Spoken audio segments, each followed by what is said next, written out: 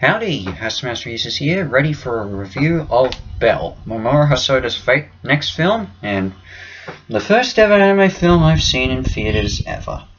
Yeah, I know, I'm late to the party, but, you know, I am a huge fan of Hasoda's work. I mean, as I said before in my last review, Wolf Children is one of my favorite films of all time, so I got really excited about this. So, yeah, I think it was a shoo-in for this to be my first anime film I've ever seen in theaters. And when I found out this was going to be an adaptation of Beauty and the Beast, I thought, yeah, that seems about right. I mean, this fits Hasoda's style very well, and it's interesting to see what he does with this. And what do I think? Look,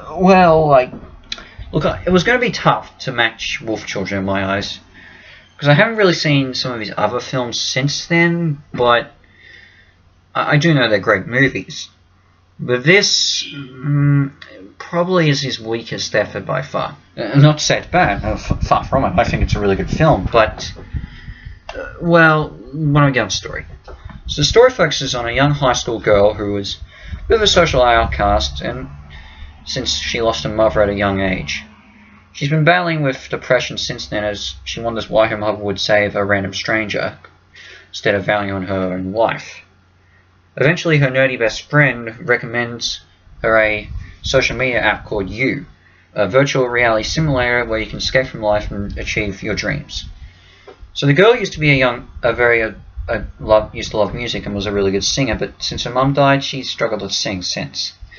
When she enters in You, with her own custom avatar, she becomes an overnight sensation with her singing, and eventually becomes sort of an online celebrity without no one knowing who she truly is in real life. Eventually, she hears of another You user who's just as famous as her, a mysterious fighter in the world called the Beast, who has been winning by illegal tactics. Belle her avatar, named Belle, immediately through her human counterpart, is curious about this and decides to look into who the Beast is and why he's doing what he's doing. So that's basically what you get. Yeah, it sounds similar to Beauty and the Beast, but perhaps the biggest thing to keep in mind if you're a fan of Mamoru Hasoda's work, there are a lot of elements of I guess I could say he references a lot of his old work. I mean, a social media network where people use avatars to work and all that. That's clearly from Summer Wars. A young girl who finds a new lease on life basically is similar to a girl left for time.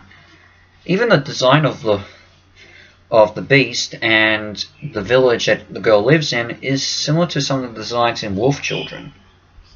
And look, as much as I love the references, it can be really distracting, honestly. I mean, I think the first 2 minutes of the film where you're introduced to the U site reminds me a lot of Summer Wars. And another thing to keep in mind with the story, there are way too many plot twists in this. I mean, I can understand a few things here and there, but I think there's about 10 plot twists in this film. I got lost count.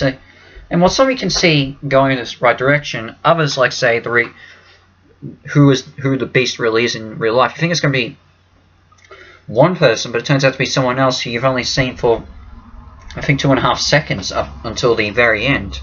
So yeah, that's really strange. Throw in the villains. I mean, there are two villains.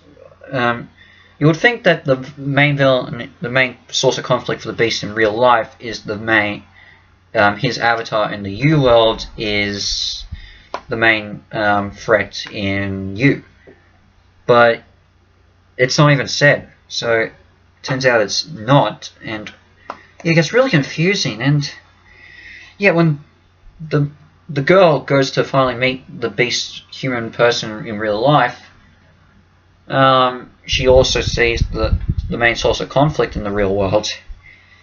And look, Hasoda's films, other than Wolf Children, have very mixed endings where you think, where they sort of go in one direction. Like say, in Girl Left for Time, you think when the girl's finally can no longer go for time, but it turns out she has one. She can actually go in time one more time. So, okay. Then there's Summer Wars, where the family thinks they've sorted out the threat, but then the threat comes back and tries to wipe them out instead of the whole entire world. I'm like, really? And even here, when the villain gets in conflict with the girl, I'm just gonna... What, the girl stands up to him and he backs away? Like, oh my gosh. I was like, really? Really? Look, there's a lot of really moments in this, and it's a shame too, because honestly, the things that work in this movie work really, really well, and honestly, I think it's some of Hosoda's best works. I mean, his unique style is seen very prominently within the story, and the animation in particular is just amazing. Both in the U world and the regular world. I mean, his style just rings so well through this movie, and all the characters are very relatable, and you get to know them pretty well. I mean, the main girl herself is a pretty likable main character. And then there's the music. I mean, in terms of the songs they use, they're not bad, honestly. I mean, it is clearly Japanese J-pop, but you know what? It's actually those are pretty good songs in general, and I really do like them. Especially the end song during the climax, I really do like that. And, the Beauty and the Beast elements that they use in this fit pretty well, honestly.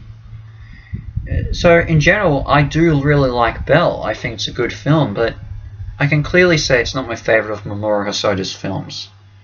I mean, as I said before, I knew it was going to be tough to match Wolf Children. But, for what I saw, I still enjoyed it. But, I would say it's not a bad film. I still really enjoy this. But it's clear, and you know what, I might even see the Japanese Japanese version when that's released on DVD or streaming services. You never know. But in the meantime, I'm going to give us a 7.5 out of 10 half stars. I really liked it. Great first Japanese anime movie for me to see in theaters. So, what more can I say? So what's next on my channel? Well, I think I'm going to have to go back to video games, honestly, because I've got an idea of where I'm going to start. Well, review next, I should say. But in the meantime, well, this is Hasselmash Reviews out, and I'll see you for my next review. Ciao.